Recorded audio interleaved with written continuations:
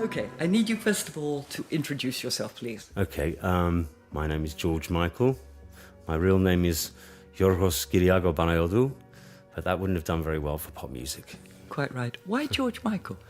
Funnily enough, I had a friend at school whose name was Dino Michael. He'll be thrilled, I suppose, to hear this. And he was Greek, and his parents, I think their name must have been Michalis. A lot of Greeks that came here in the 50s abbreviated their names because people couldn't say them, including my father, who changed his name from Banayodou to Panos, because everyone could manage that. So for a while at school, I was Yogi Panos. It has a ring to it, I think, but probably not for a pop star.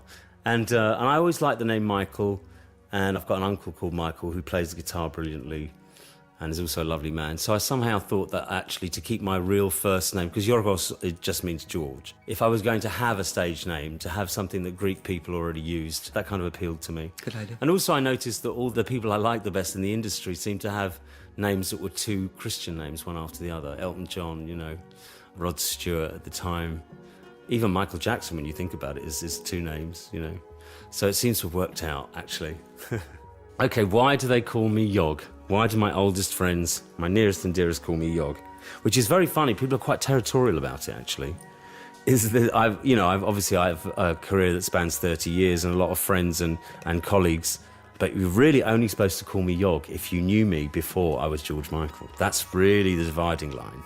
It's Yog if you knew me before, and that comes from the fact that Andrew came home from school when we were about 12 and met my parents for the first time.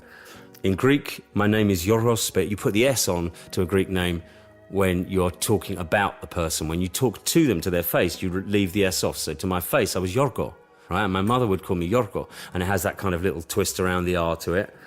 And Andrew came back to school and went, "Hey, everybody, they call him Yogurt at home." So that stuck. That stuck very quickly. I was Yogurt, and then that became abbreviated to Yog. I like the fact that it's so inelegant, actually. Nothing of the star about it. So I quite like the fact that my oldest friends call me Yog and my family calls me Yog,